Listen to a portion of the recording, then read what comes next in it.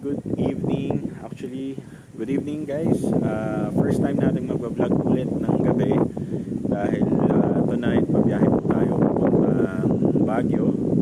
Ito yung first time na babiyahe talaga kami ng malayo since the pandemic. Actually, it's been I think 3 years na yung huling biyahe namin ng Baguio.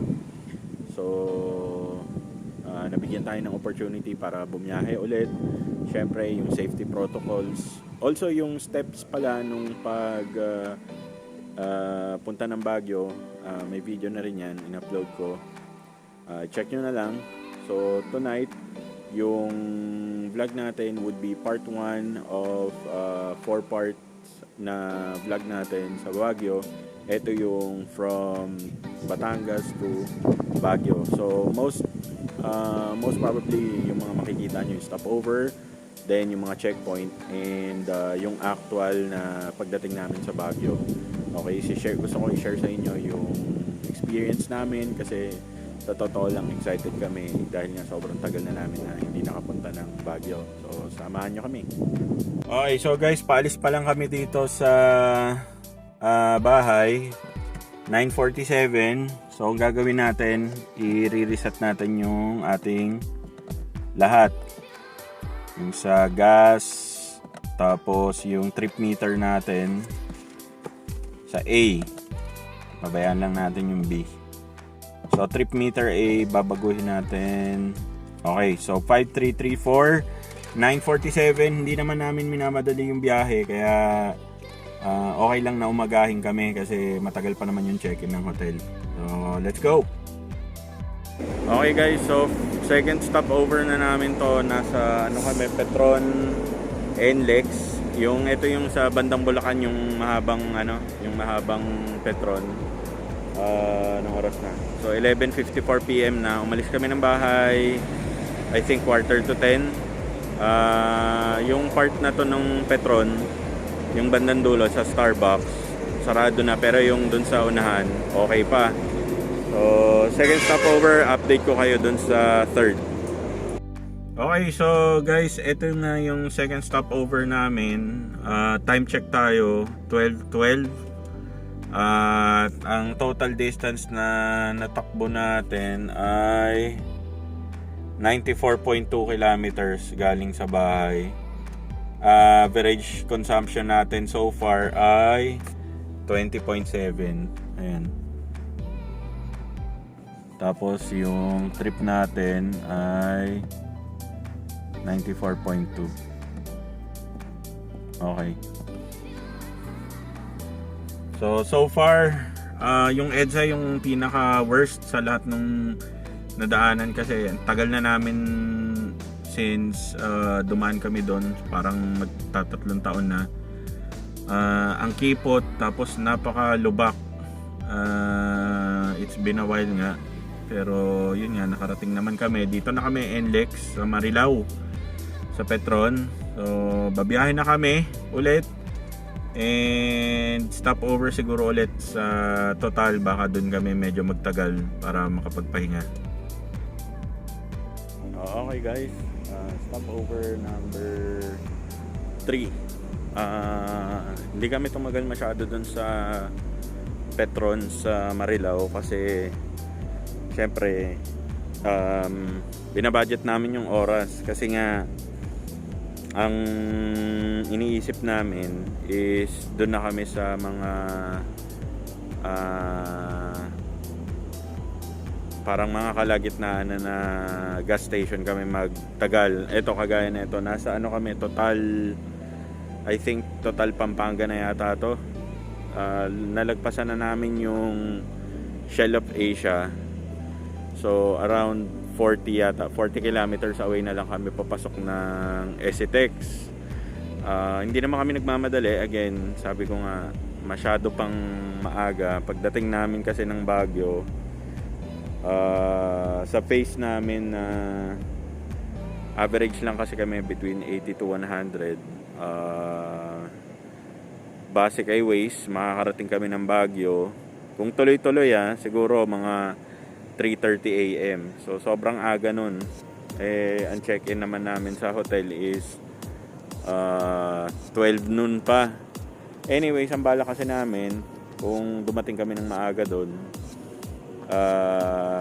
mamamasyal muna kami, siguro yung mga malalapit lang, along Session Road. Tapos kakain, siguro mamaya kakain kami for breakfast, mga sa SCTEX na siguro or Tiplex. Hanap na lang kami ng gas station na may kainan doon. Kung di ako nagkakamali, sa SCTEX may McDonald's yung Sea Oil yata o PPP doon. So ayan, so nandito kami. Ayun yung si Rush, Neo. Papahinga siguro magpapahinga kami ng 15-25 minutes, and then biyahe na ulit. Then next gas station siguro sa SCTEX na, mga 20 minutes ulit. Then Tiplex, baka hindi na kami mag-stopover ng Pangasinan, idedire-diretso na namin hanggang Baguio kasi mag-aasikaso pa kami doon. Anyways, mamaya pagka may nadaanan kaming checkpoint, i-vlog natin yan. Pero syempre after checkpoint, doon na tayo sa Baguio talaga magba-vlog. Okay? Okay guys, so finally nandito na tayo sa Baguio. Time check 5:34 AM. Distance traveled natin is 338.2 kilometers. Ang average fuel consumption is 16.2. Normal kasi puro paahon. Sa Marcos Highway kami dinaan ni Waze. Sa Rosario kami nag-exit, tapos may checkpoint sa Rosario. Tinanong lang naman kung saan pupunta, and then dito na sa Baguio, yung checkpoint, may dadaanan pa kayong parang triage section na isa bago kayo makapasok dito sa Baguio.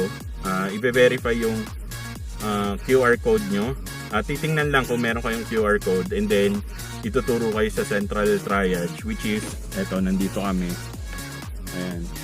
So tapos na, na-check na, so binigyan na kami ng ganito, public health advisory, parang clearance na may pirma, and then pangalan ng nurse na nag-triage sa amin. Bale, ito yung kailangan nyo i-present dun sa hotel na pag-i-stayan nyo. Otherwise, I would assume na hindi kayo tatanggapin pag wala kayong ganyan. And di rin naman kayo makakapasok kasi ayun nga, bantay sarado ng mga polis. So mamaya kakain lang muna kami kasi sobrang aga, and then siguro tatapusin natin yung vlog doon na mismo sa hotel.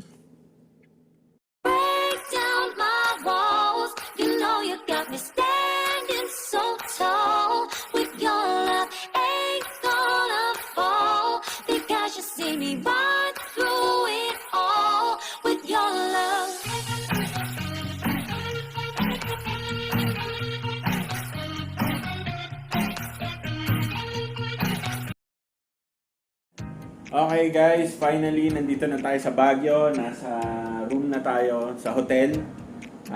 Nagstay kami sa Hotel Venice. Sobrang ganda nung room na nakuha namin. So tingnan nyo guys. Laki ng cabinet, may sleepers pa nakasama. Tapos I think 40 inch na TV. 40 inch. Tapos yon yung kama. May aircon. At syempre tingnan nyo naman yung CR. Diba? So complete sa toiletries and all. Yung shower. Tapos to may parang dining area. May free coffee na rin. And marami kaming dala eh. So ayun lang guys, yung guide para dun sa mga gustong pumunta dito. Panoorin niyo yung video ko na in-upload kahapon. Tapos itong video na to is mostly yung journey namin papunta dito. Tapos again, yung mga checkpoint na dinaanan namin at kung ano yung mga kailangan. So kung meron kayong mga tanong, ilagay niyo lang sa comment section sa baba.